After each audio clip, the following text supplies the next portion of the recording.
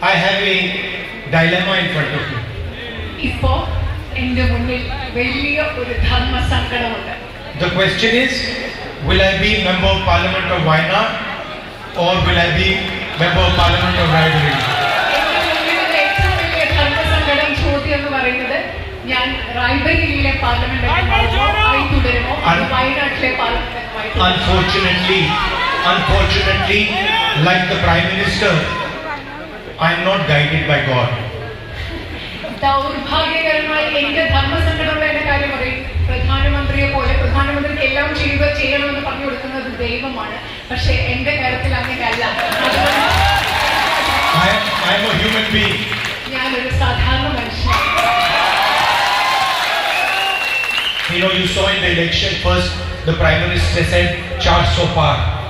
നിങ്ങൾ ഇലക്ഷൻ സമയത്ത് കണ്ടു കാണും പ്രധാനമന്ത്രി പറഞ്ഞു 400-ലധികം വോട്ടുകൾ 400-ലധികം സീറ്റുകൾ.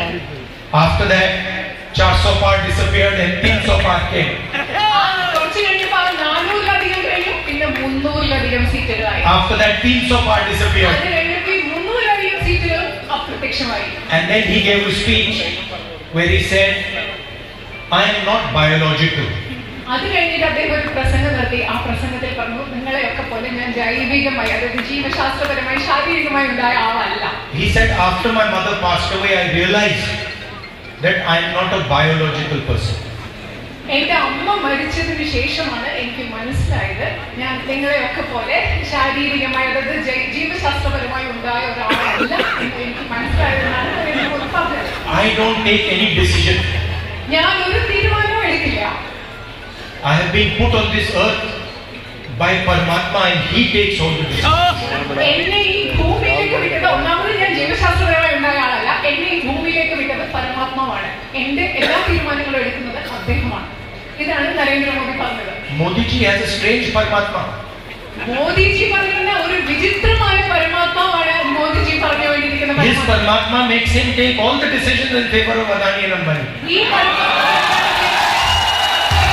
എല്ലാ തീരുമാനങ്ങളും അദാനി അംബാനിയുടെ പേരിലാണല്ലോ ഈ പരമാത്മാവ് എടുപ്പിക്കുന്നത്. Paramatma tells him, Narendra Modi ji, this morning you are going to give Bombay airport to Adani. പരമാത്മാവ് അദ്ദേഹത്തോട് ഒരു രാവിലെ പറയുന്നു, ഇന്ന് രാവിലെ നിങ്ങൾ ബോംബെ വിമാനത്താവളം അദാനിക്ക് കൊടുക്കൂ. Okay, now you give Bombay, now you give Lucknow. അപ്പോൾ നിങ്ങൾ ബോംബെ കൊടുത്തു കഴിഞ്ഞ് നിങ്ങൾ ലക്നൗ കൊടുക്കും. Good, now you have given 7 airports, now you give power plants. ഇപ്പൊ എയർപോർട്ടുകളെ വിമാനത്താവളങ്ങളെല്ലാം കൊടുത്തു തീർന്നു. ഇനി നിങ്ങൾ വൈദ്യുതി ഉത്പാദിപ്പിക്കുന്ന നിലയങ്ങൾ അത് കൊടുത്തോളൂ. Okay, good, now you've done power plants, now to help Adani with defense, you do Agnivir.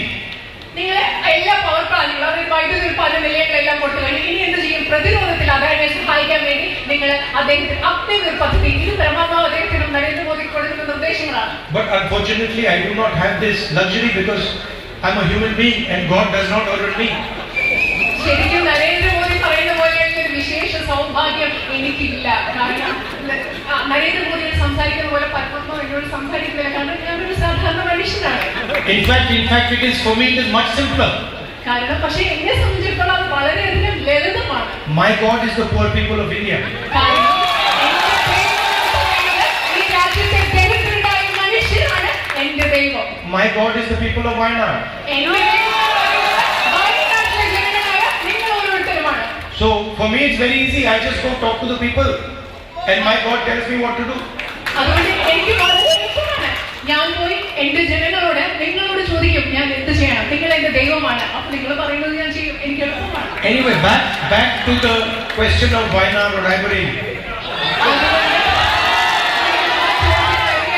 വയനാടാണോ റായ്ബറേലിയോ ആ ചോദ്യം ഞാൻ ഇവിടെ ചോദിക്കുകയാണ്. What I will commit to you is that both Wayanad and Amethi and Raebareli will be happy with my decision.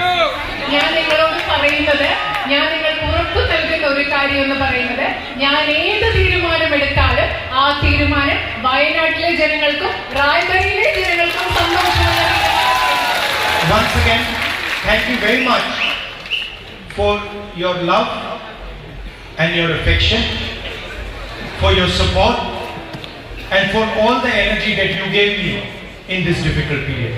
ഒരിക്കൽ കൂടി നിങ്ങളുടെ എല്ലാ സ്നേഹത്തിനും, നിങ്ങളുടെ എല്ലാ വാത്സല്യത്തിനും, നിങ്ങളുടെ എല്ലാ പിന്തുണയ്ക്കും, അതുപോലെ തന്നെ ബുദ്ധിമുട്ടുള്ള ഈ കാലഘട്ടത്തിൽ നിങ്ങൾ എനിക്ക് നൽകിയ എല്ലാ ഊർജ്ജത്തിനും ഞാൻ ഒരിക്കൽ കൂടി നിങ്ങളോട് നന്ദി പറയുന്നു.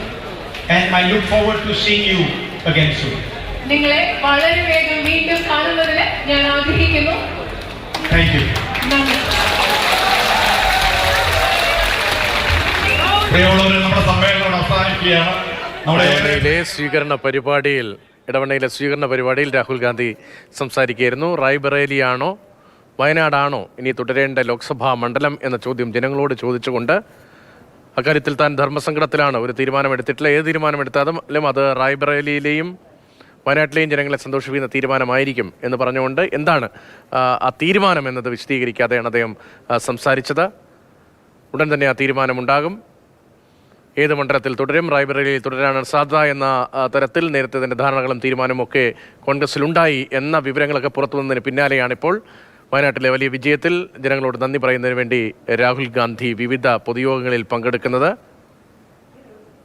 ഇടവണ്ണയിൽ നിന്നുള്ള ദൃശ്യങ്ങളാണ്, പ്രസംഗമാണ് പ്രേക്ഷകർ കണ്ടത്. നേതാവ് ശ്രീ രാഹുൽ ഗാന്ധി അഭിവാദ്യം ചെയ്യാൻ, അദ്ദേഹത്തിന് ആശംസകൾ അർപ്പിക്കാൻ കടന്നു വന്ന നിങ്ങൾക്ക് എല്ലാവർക്കും നന്ദി രേഖപ്പെടുത്തുകയാണ്.